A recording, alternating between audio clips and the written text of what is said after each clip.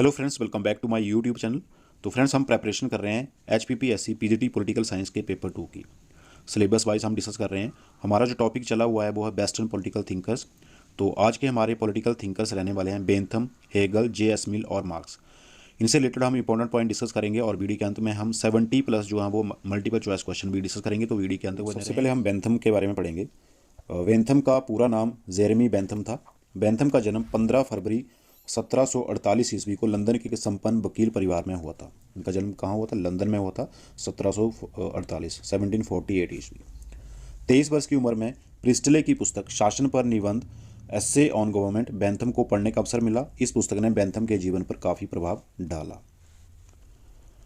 आगे देखिए, इससे रिलेटेड जो इम्पोर्टेंट यहाँ पर पॉइंट है वो है बेंथम की प्रथम पुस्तक फ्रैगमेंट ऑफ गवर्नमेंट का प्रकाशन 1776 ईस्वी में हुआ था। उनकी जो पहली बुक थी वो क्या थी? Fragment of government. इसका प्रकाशन हुआ था 1776 में। यह पुस्तक गुमनाम तौर पर प्रकाशित हुई क्योंकि बेंथम ने लेखक के रूप में अपना नाम पुस्तक पर नहीं दिया था। आगे देखिए, बेंथम की दूसरी सर्वाधिक प्रसिद्ध पुस्तक जो है वो introduction to the principles of moral and legislation. ये उसकी दूसरी पुस्तक थी, introduction to the principles of moral and legislation. इसमें प्रकट विचारों के कारण बेंथम अलौकिक बुद्धि संपन्न विधान निर्माता समझा जाने लगा। बेंथम की अन्य प्रकाशित पुस्तकें कौन कौन सी हैं? Defence of usury 1787, discourse on civil and penal legislation 1802, essay on political tactics 1791 और theory of punishment and rewards 1811। आगे देखिए, ट्रीटीज ऑन जुडिशियल एविडेंस 1813 और 6 नंबर पे जो है power upon codification and public instruction 1870। ये उनकी प्रसिद्ध रचनाएं हैं। आगे है बुक ऑफ फैलासीज 1827। अगली है रैशनल ऑफ एविडेंस 1827। उसके बाद है कॉन्स्टिट्यूशनल कोड 1830। ये उनकी बुक्स हैं। आगे इनसे इंपॉर्टेंट पॉइंट जो है देखिए, 1827 ईस्वी में बेंथम के अथक प्रयास से लंदन विश्वविद्यालय का शिलान्यास किया गया।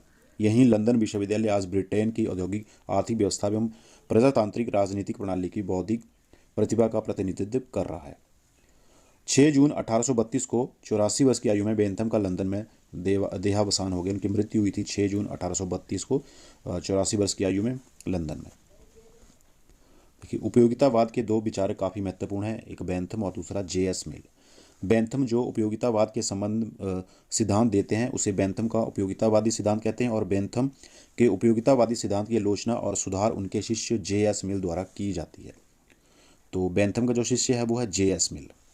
बेंथम के अनुसार कोई भी कार्य अच्छा या बुरा नहीं होता और ना उसके महत्व से कोई अर्थ निकलता है। अच्छे या बुरे कार्य या वस्तु की एकमात्र कसौटी ही उसका परिणाम है। सुखों में गुणों का नहीं मात्रा का भेद होता है। ये बेंथम के विचार हैं। बेंथम के अनुसार सुख और दुख की अनुभूति बाहरी कारणों से होती है, किंतु सभी व्यक्तियों को समान सुख या दुख नहीं होता क्योंकि सभी व्यक्तियों की संवेदनशीलता अथवा अनुभव करने की शक्ति में असमानता पाई जाती है। ये सारी स्टेटमेंट्स जो हैं वो बेंथम की हैं, देख लीजिए आप। आगे देखिए, ये बेंथम का विश्वास है कि उसका उपयोगितावाद का सिद्धांत स्पष्ट एवं सुनिश्चित है। इस सिद्धांत को सभी लोग सरलता से समझ सकते हैं और उसे प्रयोग के द्वारा सिद्ध किया जा सकता है।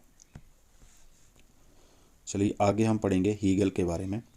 देखिए, पहला point, George Wilhelm Hedrick Hegel. पूरा नाम क्या है? जॉर्ज विल्हेल्म हेड्रिक हीगल का जन्म जर्मनी के एक नगर स्टुटगार्ट में सन 1770 ईस्वी में हुआ था। कहाँ हुआ था इनका?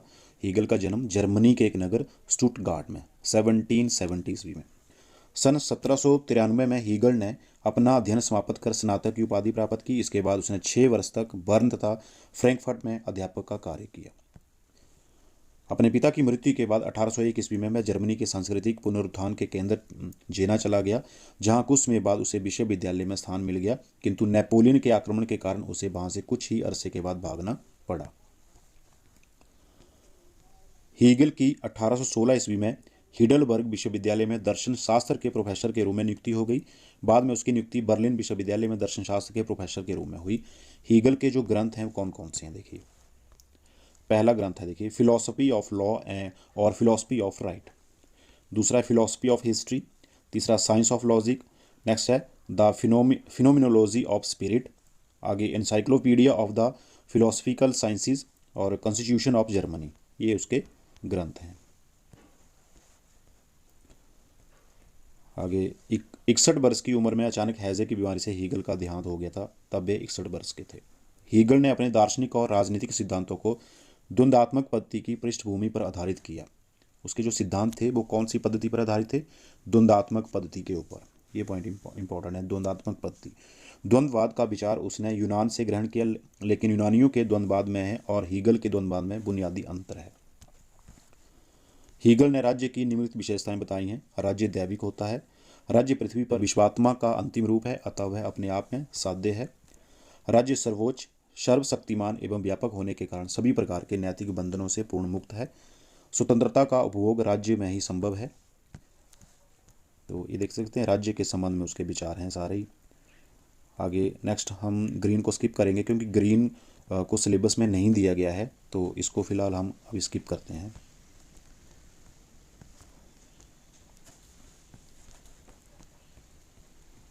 उसके आगे देखिए, ये है जेम्स मिल।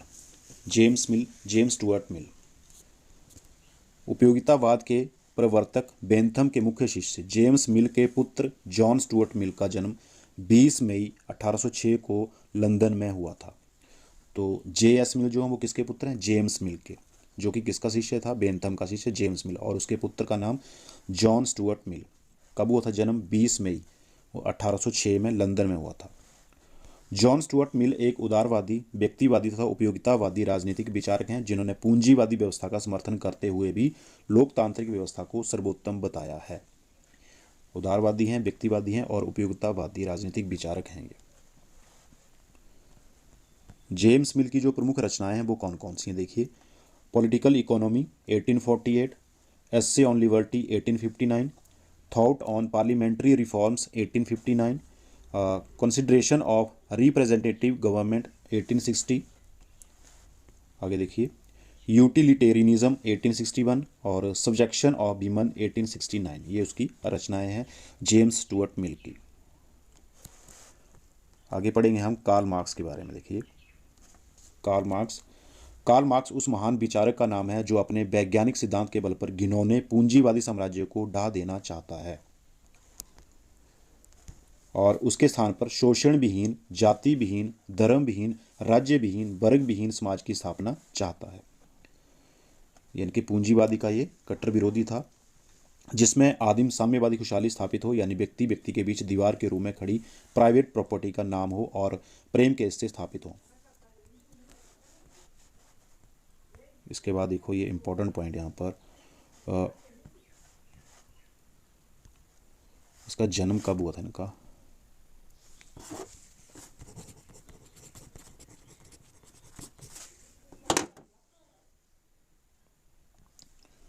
देखिए, समानता और वास्तविक स्वतंत्रता के पुजारी था स्वयं दरिद्रतापूर्ण जिंदगी जीने वाले महान विद्वान विचारक कार्ल मार्क्स का जन्म पश्चिमी प्रशा में 1818 ईस्वी में यहूदी माता पिता से हुआ था। यहूदी परिवार में इनका जन्म उठा 1818 में। कहाँ हुआ था? पश्चिमी प्रशा में। मार्क्स के माता पिता के द्वारा उनकी बाल्यावस्था से ही ईसाई धर्म कबूल कर लिया गया था। मार्क्स की शिक्षा वॉन और बर्लिन विश्वविद्यालय से हुई, जहां वह हीगल के चिंतन से विशेषता प्रभावित हुए और बाद में उन्होंने हीगल की द्वंद्वात्मक पद्धति का अनुसरण करते हुए अपने द्वंद्वात्मक भौतिकवादी सिद्धांत का प्रतिपादन किया। द्वंद्वात्मक भौतिकवादी सिद्धांत ये किसका है? कार्ल मार्क्स का।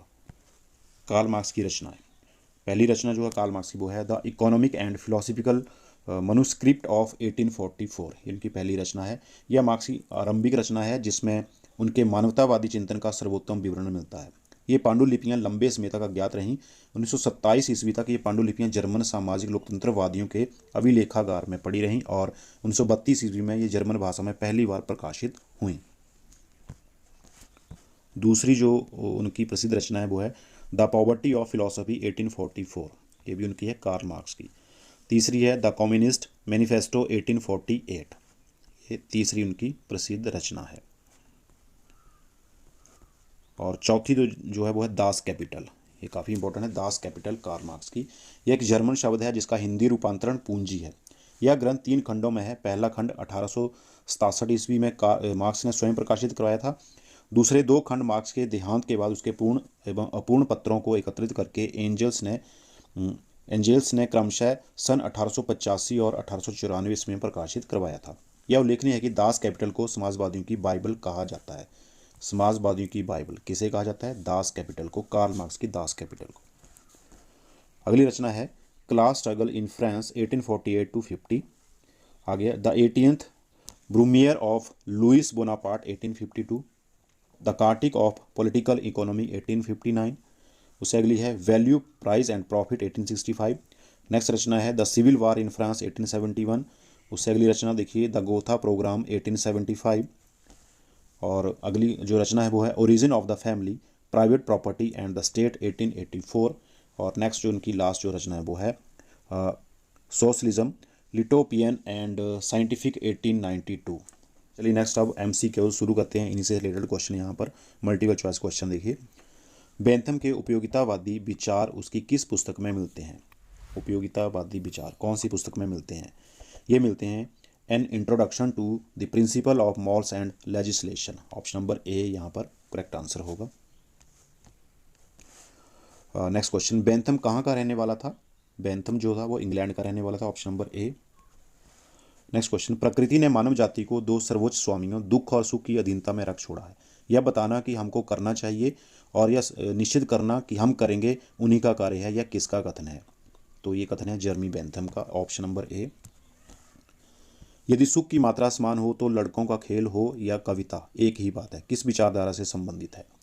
जो स्टेटमेंट दी गई है किस विचारधारा से संबंधित है? यह उपयोगितावाद विचारधारा से। Option number B correct answer. आगे है उपयोगितावाद किस बात पर बल देता है? तो उपयोगितावाद जो है बल देता है अधिकतम व्यक्तियों का अधिकतम सुख राज्य का उद्देश्य होना चाहिए। Option number D.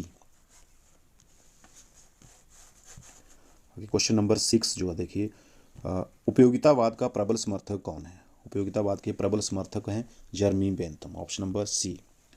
Next question, निम्नलिखित में से किस विचारक ने प्राकृतिक अधिकारों के सिद्धांत का खंडन किया? प्राकृतिक अधिकारों के सिद्धांत का खंडन किसने किया? बेंथम ने। Option number D. बेंथम के अनुसार राज्य क्या है? बेंथम के अनुसार राज्य आवश्यक बुराई है। Option number A correct answer. Next है बेंथम के उपयोगितावाद की आलोचना करते हुए किस विचारक ने उसके दर्शन को मूल दर्शन पिग फिलॉसफी कहा है? किसने कहा है? तो ये कहा है टॉमस कार्लाइल ने। ऑप्शन नंबर डी देखिए टॉमस कार्लाइल ने। नेक्स्ट क्वेश्चन, बेंथम के उपयोगितावाद की कौन सी विशेषता नहीं है? 4 विशेषताएं दी गई हैं उपयोगितावाद की, तो बेंथम की इनमें से कौन सी नहीं है? तो उनकी जो विशेषता नहीं है उपयोगितावाद की, बेंथम के उपयोगितावाद की विशेषता वो है ऑप्शन नंबर ए वाली, एक संतुष्ट सुअर होने की अपेक्षा एक असंतुष्ट मनुष्य होना अधिक अच्छा है। ये विशेषता नहीं है। बाकी ये जो है ये उनकी विशेषताएं बी, सी और डी। आगे नेक्स्ट क्वेश्चन, निम्नलिखित में से कौन विचारक उपयोगितावादी है? तो डेविड ह्यूम, हेल्वेटियस या बेंथम, इनमें से कौन सा विचारक उपयोगितावादी है? तो सभी हैं। Option number D right answer होगा। ये तीनों ही उपयोगितावादी हैं। ये देखिए क्वेश्चन नंबर 12 यहाँ पर, निम्नलिखित में से कौन सा जोड़ा सही नहीं है? ये पेयर्स दी गए हैं, इनमें से कौन सा जो सही नहीं है? पहला गांधी फांसीवाद, TH ग्रीन आदर्शवाद, मार्क्स वैज्ञानिक समाजवाद, बेंथम उपयोगितावाद। तो इनमें से जो सही नहीं है वो है ऑप्शन नंबर ए गांधी फांसीवाद। ये गलत जोड़ा है। नेक्स्ट क्वेश्चन, उपयोगितावाद किस शताब्दी में प्रतिपादित हुआ? उपयोगितावाद किस शताब्दी में प्रतिपादित हुआ? ये हुआ 18वीं शताब्दी में। Option number D correct answer. आगे उपयोगितावाद किस राज्य में प्रतिपादित हुआ? कौन से राज्य में? इंग्लैंड में। Option number D right answer. सुखवाद किस दर्शन का आधार है? सुखवाद आधार है उपयोगितावाद का। Option number B. Next question, JS Mill जो कि जेम्स मिल का पुत्र था प्रमुख रूप से क्या था? वो JS मिल जेम्स का पुत्र प्रमुख रूप से क्या था? ये था व्यक्तिवादी विचारक। ऑप्शन नंबर बी व्यक्तिवादी विचारक था, राइट आंसर होगा।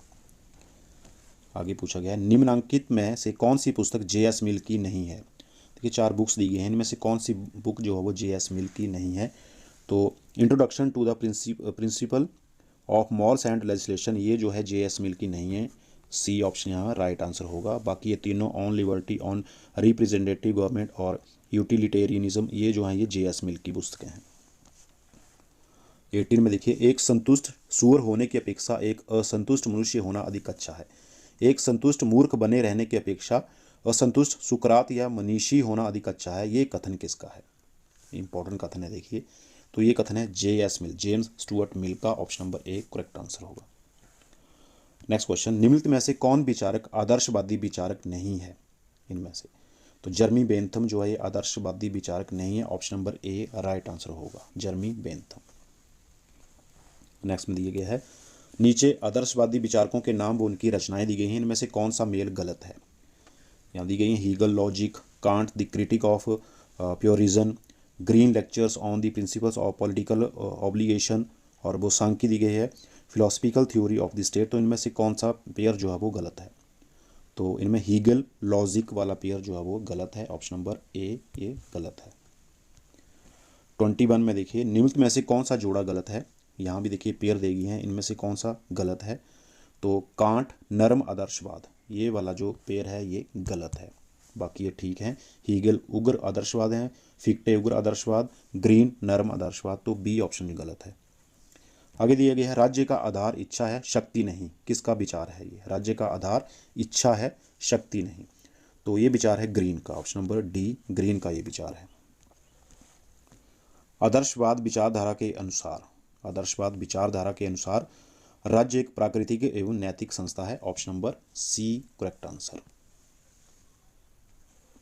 क्वेश्चन नंबर आगे देखिए 24, ग्रीन ने समर्थन किया है, किसका समर्थन किया है?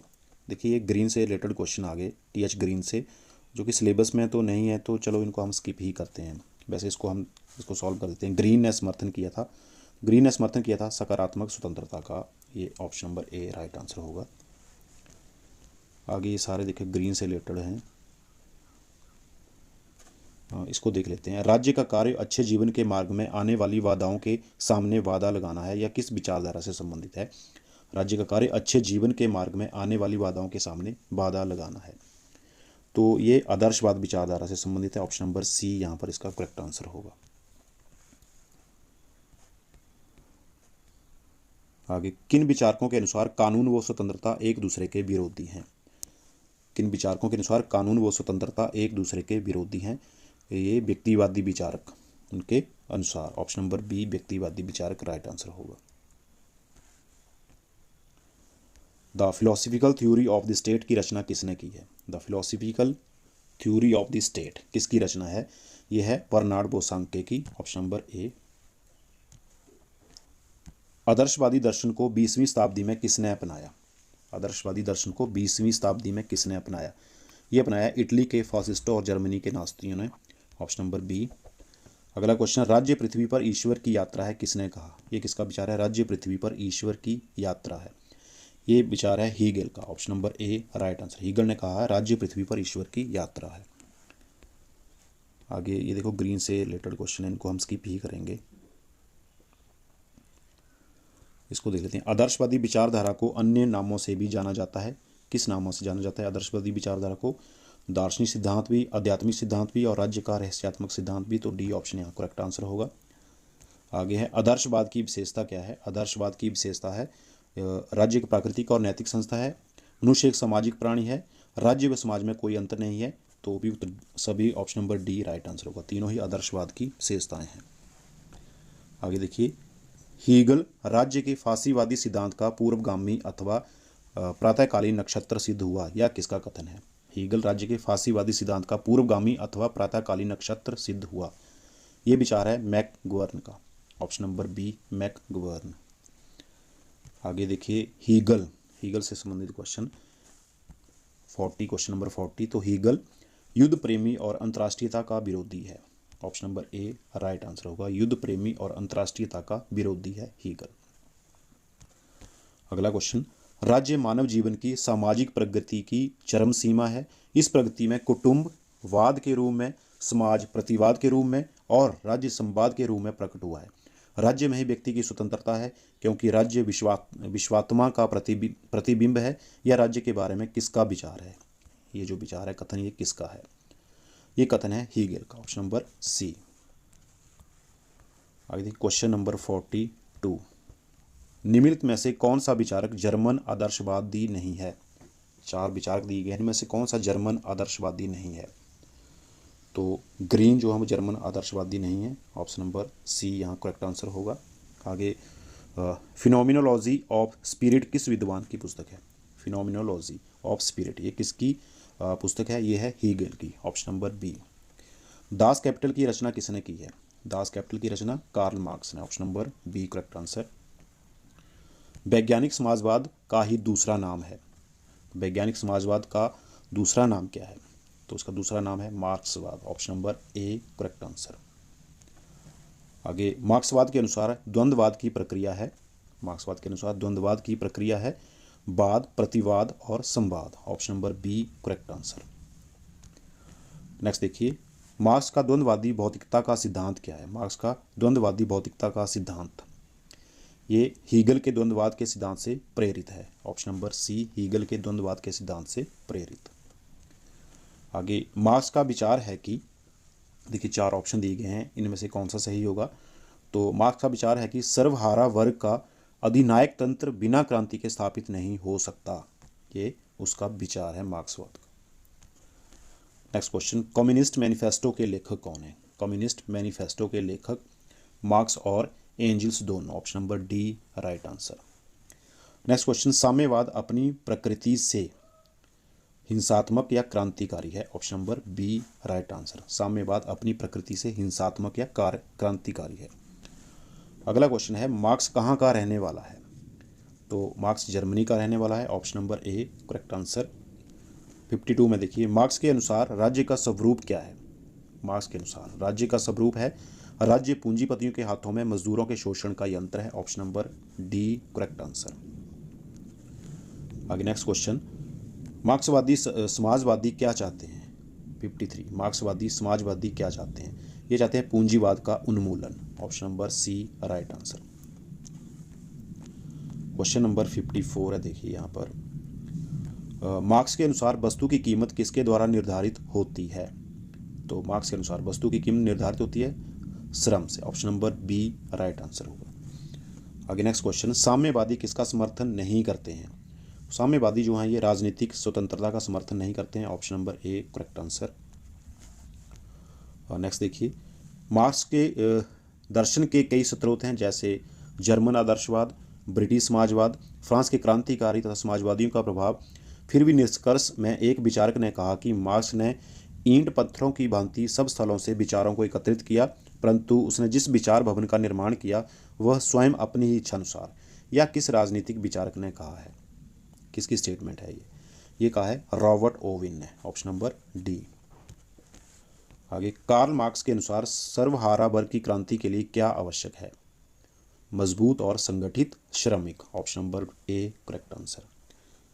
नेक्स्ट देखिए, मार्क्स के विचार दास कैपिटल के अलावा किस पुस्तक में मुख्यतः देखने को मिलते हैं?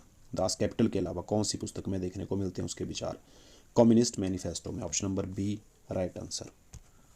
आगे नेक्स्ट क्वेश्चन, मार्क्स के अनुसार अतिरिक्त मूल्य के सिद्धांत का अर्थ क्या है? अतिरिक्त मूल्य के सिद्धांत का अर्थ किसी वस्तु के विनिमय मूल्य तथा श्रमिक को दिया गया मूल्य पारिश्रमिक के बीच का अंतर, option number C correct answer होगा।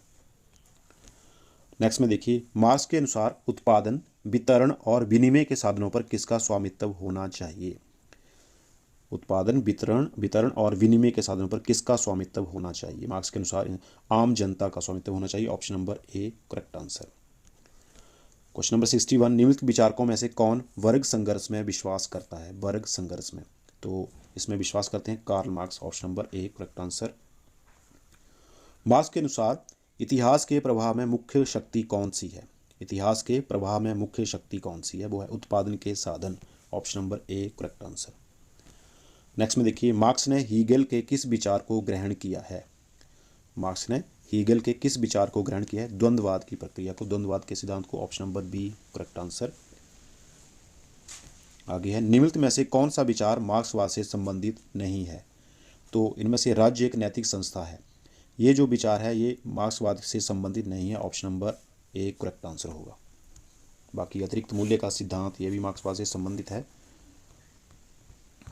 और इतिहास की आर्थिक व्यवस्था, वर्ग संघर्ष का सिद्धांत, द्वंद्वात्मक भौतिकवाद, ये सभी मार्क्सवाद से संबंधित हैं।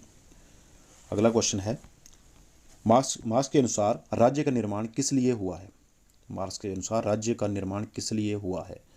तो उनके अनुसार राज्य का निर्माण हुआ है विशेषाधिकारी वर्ग के हितों की रक्षा के लिए। Option number A correct answer. Next देखिए, मार्क्स के अनुसार किस प्रकार की अवस्था में राज्य की आवश्यकता नहीं रहेगी? तो वर्ग विहीन या साम्यवादी व्यवस्था में। Option number B correct answer. Next question में देखिए, साम्यवादी क्रांति के बाद राजसत्ता किसके हाथ में होगी? साम्यवादी क्रांति के बाद राजसत्ता सर्वहारा वर्ग के हाथ में होगी। Option number A right answer. Next question, मार्क्सवाद का अंतिम लक्ष्य क्या है? मार्क्सवाद का अंतिम लक्ष्य है वर्ग विहीन और राज्य विहीन समाज की स्थापना। Option number A correct answer. Next question, मार्क्सवाद के अनुसार वर्तमान पूंजीवादी व्यवस्था को समाप्त करने के लिए सशस्त्र क्रांति करनी होगी। Option number D correct answer, सशस्त्र क्रांति करनी होगी। नेक्स्ट क्वेश्चन, मार्क्स के अनुसार किस युग में वर्ग संघर्ष नहीं था? तो आदिम साम्यवादी युग में वर्ग संघर्ष नहीं था। ऑप्शन नंबर डी इसका करेक्ट आंसर होगा। नेक्स्ट और लास्ट क्वेश्चन, मार्क्स के अनुसार विश्व की समस्त प्रतिक्रियाओं का एकमात्र कारण क्या है? वो है भौतिक। तो समस्त प्रतिक्रियाओं का एकमात्र कारण भौतिक होता है। Option number C correct answer होगा। तो इसी के साथ फ्रेंड्स देखिए, अभी हमने बेंथम, हीगल, जे.एस. मिल और मार्क्स के बारे में कुछ इंपॉर्टेंट पॉइंट डिस्कस किए और मल्टीपल चॉइस क्वेश्चन भी डिस्कस कर लिए। आई होप कि आपको वीडियो पसंद आई होगी। जल्दी मिलेंगे इसी तरह की नेक्स्ट वीडियो में, तब तक के लिए जय Hind. Thank you for watching patiently.